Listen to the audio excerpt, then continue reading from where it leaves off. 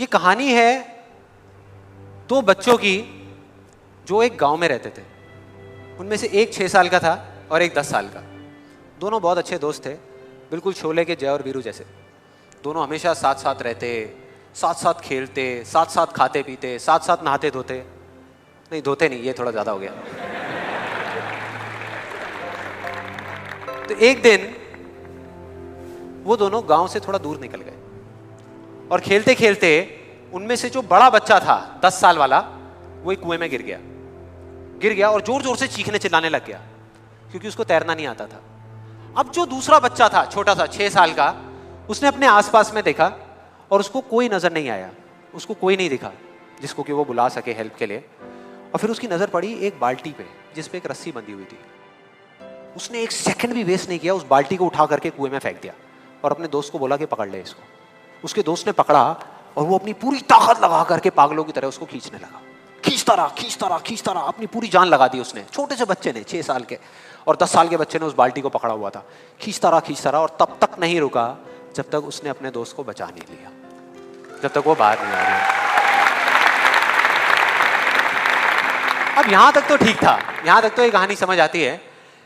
लेकिन हुआ क्या कि जैसे ही ये दो बच्चे जब दोनों एक हो गए, जब बाहर आए और आकर के गले मिल रहे, रो रहे और खुश हो रहे, एक तरफ से उनको डर भी लग रहा था। डर था कि अब गांव जाएंगे तो बहुत पिटाई होगी जब उनको बताएंगे कि ऐसे हम कुएं में गिर गए और ये सब चीजें हुई। लेकिन मजे की बात, ऐसा कुछ भी नहीं हुआ। वो जब गांव गए और जा करके उन्होंने अपने घर वालों को बताया, बाकी गांव वालों को बताया, तो किसी ने विश्वास नहीं किया, पूरे गांव वालों ने। और वो अपनी जगह बिल्कुल ठीक थे क्योंकि उस बच्चे में इतनी ताकत भी नहीं थी कि वो एक बाल्टी पानी से भरी हुई वो उठा सके। तो इतने बड़े बच्चे को इतनी ऊपर खींचना तो बहुत दूर की बात है। लेकिन एक आदमी था उस गांव में, उसने विश्वास कर लिया। उनको सब रहीम चाचा कहते थे, उस गांव के सबसे समझदार बुजुर्गों में से एक। और सबको लगा कि यार ये कभी झूठ नहीं बोलते, अगर ये कह रहे हैं तो जरूर कोई ना कोई बात होगी, कोई ना कोई वजह होगी जिस वजह से ऐसा कह रहे हैं। और फिर सारे गांव वाले इकट्ठे होकर के उनके पास में गए और जा करके बोले कि देखो जी, हमें तो कुछ समझ आ नहीं रहा, आप ही बता दो कि ऐसा कैसे हो सकता है। तो उनको हंसी आ गई। वो बोले कि यार इसमें मैं क्या बताऊं, वो बच्चा बता तो रहा है उसने कैसे किया।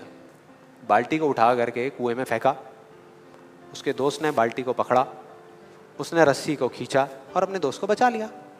तो आपको पता तो है उसने कैसे किया, बच्चा बता तो रहा है, इसमें मैं क्या बताऊं। तो सारे गांव वाले उनकी शक्ल देख रहे।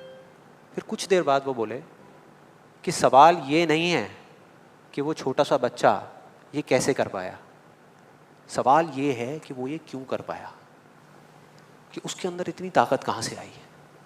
और बोले इसका सिर्फ एक जवाब है, सिर्फ एक, कि जिस वक्त उस बच्चे ने ये किया, उस टाइम पे उस जगह पर दूर दूर तक कोई नहीं था उस बच्चे को ये बताने वाला कि तू ये नहीं कर सकता।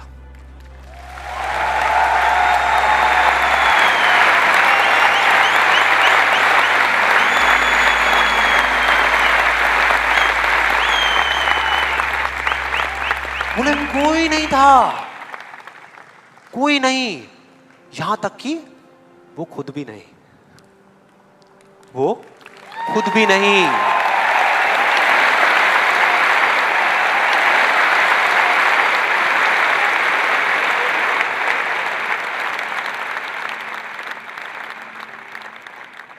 अब मैं आप लोगों से पूछता हूं कि अगर कुछ ऐसा हो जाए, अगर आपको भी उस बच्चे की तरह किसी की आवाज सुनाई ना दे जो आवाजें आपको रोकती है, ना किसी और की ना अपनी, तो क्या होगा?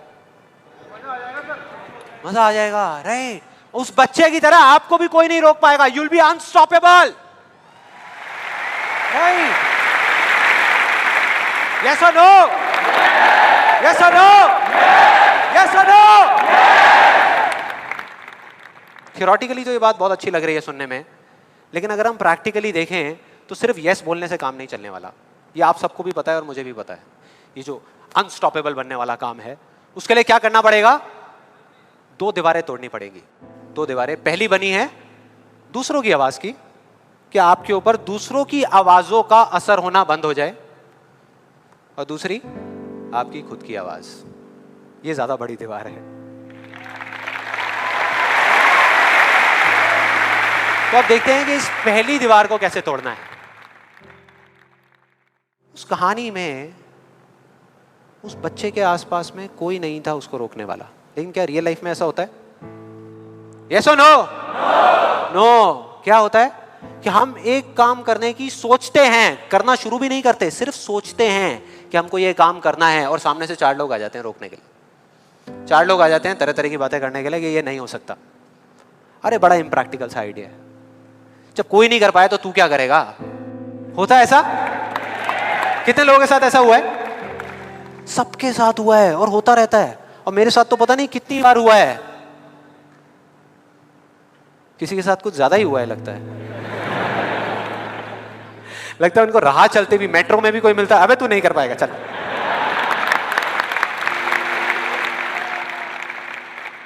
तो अब सवाल ये उठता है कि ऐसे में हम क्या करें?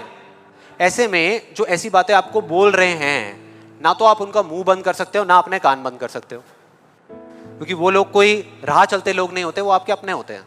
आपके अपने फ्रेंड्स हैं, रिलेटिव्स हैं, आपके घर में हैं, आपके ऑफिस में हैं। तो मैं आपको ये नहीं बोल सकता कि आप क्या करो ऐसी सिचुएशन में, लेकिन मैं ये बता सकता हूं कि मैं क्या करता था।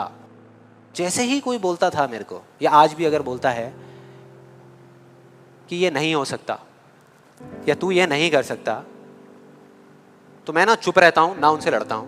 मैं सिर्फ एक वर्ड में उनसे एक सिंपल सा क्वेश्चन पूछता हूं, एक वर्ड में। क्यों? क्यों नहीं कर सकता? क्यों नहीं हो सकता? और जैसे ही मैं ये करता हूं उसके बाद बहुत मजा आता है। आप कभी करके देखना, बहुत मजा आएगा। 90% लोग ऐसे मिलेंगे आपको जिनके पास में इस क्यों का जवाब ही नहीं होगा। जवाब ही नहीं होगा। नहीं, वो सोच में पड़ जाते हैं। जैसे मैं पूछता ना क्यों, हाँ क्या क्यों, ये कैसा सवाल है? तो ये है वो 90% लोग जिनके पास में कोई जवाब ही नहीं होता, या होता भी है तो वो इतना फनी होता है कि आप चाह करके भी अपने आप को हंसने से नहीं रोक पाओगे। जैसे एक बार मेरे साथ हुआ था, जब मैं करीबन आई थिंक 18 साल का था और मैंने नया फोटोग्राफी का कोर्स किया था। तो हमारे घर में एक छोटा सा फंक्शन चल रहा था और वहाँ पर मैं अपनी मदर के साथ और फादर के साथ में खड़ा हुआ कुछ बातें कर रहा था। इतनी देर में एक सामने से आंटी आई और आकर के बोली, संदीप। हाँ जी आंटी। बेटे क्या नया चक्कर चल रहा है तेरा आजकल? मैं डर गया। मैं मन ही मन सोच रहा, मैंने कहा इनको कैसे पता लगा मेरे नए अफेयर के बारे में? मैं और ही चला गया। फिर मैंने उनको देखा और डरते डरते उनसे मैंने कहा कि भाई आंटी जी क्या मतलब, मैं कुछ समझा नहीं, कौन सा चक्कर, क्या कौन सा? तो आंटी ने बोला, कहते क्यों तू ये फोटोग्राफी नहीं कर रहा आजकल? ये फोटोग्राफी का कोर्स नहीं किया तूने? तो उन्होंने बोला, मेरी थोड़ी सी जान में जान आई। मैंने कहा अच्छा, फोटोग्राफी की बात हो रही थी। फिर उन्होंने बोला, बेटा अगर तू बुरा ना माने तो एक बात कहूँ। मैंने कहा नहीं आंटी बोलिए ना। बेटे मेरी अगर तू माने ना, तो ये जो तू फोटोग्राफी के चक्करों में पड़ा है ना, ये सब बेकार की चीज़ें हैं। इससे अच्छा ये है कि तू कोई और ढंग का काम कर ले या अपनी पढ़ाई लिखाई में ध्यान दे। मैंने वही किया जो मैं हमेशा करता था। मैंने कहा क्यों आंटी जी, आपको ऐसा क्यों लगता है कि मेरा फोटोग्राफी में कुछ नहीं हो सकता, ये फोटोग्राफी बेकार की चीज़ क्यों है? तो उन्होंने जवाब दिया कि मेरी बहन का बेटा भी गया था बॉम्बे यही सब करने के लिए जो तू कर रहा है, और उसको 4 साल हो गए धक्के खा रहा है, उसका कुछ नहीं हुआ अभी तक। मैंने फिर सुना, फिर मैंने दोबारा से वही क्यों को ले आकर के चिपका दिया। मैंने उनसे पूछा, लेकिन आंटी मेरे को कुछ समझ नहीं आया कि अगर वो कुछ नहीं कर पाया तो मैं कुछ क्यों नहीं कर पाऊंगा? सीधा सा क्वेश्चन है यार।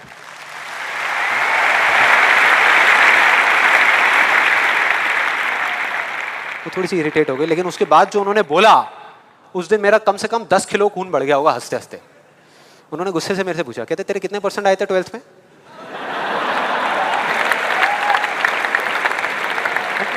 मतलब फोटोग्राफी से इसका कोई कनेक्शन नहीं है दूर दूर तक, लेकिन उनका ये सवाल था कितने % आए थे तेरे 12th में? मैंने कहा जी 85% आए थे आंटी।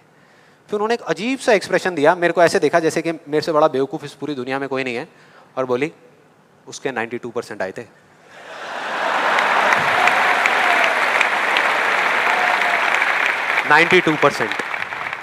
अब बोल। मैं कहा अब क्या बोलूं? अब बोलने को आपने छोड़ा क्या है? क्या कोई है जो ऐसी बातों को सीरियसली ले सकता है? नो, यस और नो? नो, ले ही नहीं सकते। अब बचे 10% लोग जिनके पास में जवाब होता है, एक जेन्युइन वजह होती है। मतलब वो आपको सिर्फ ये नहीं बोलते कि आप नहीं कर सकते, वो आपको बताते हैं कि वो ऐसा क्यों बोल रहे हैं।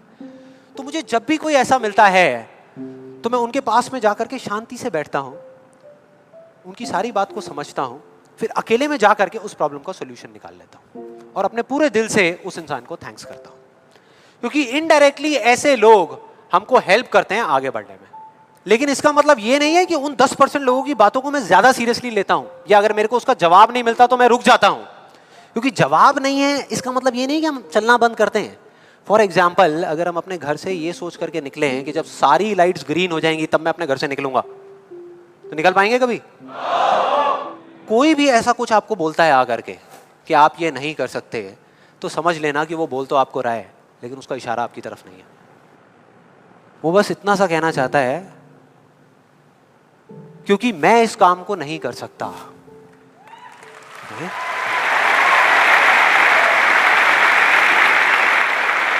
वो बस इतना सा कहना चाहता है, क्योंकि मैं इस काम को नहीं कर सकता, या मुझे नहीं पता कि इस काम को कैसे करना है, इसलिए मुझे लगता है कि इस पूरी दुनिया में कोई भी नहीं कर सकता।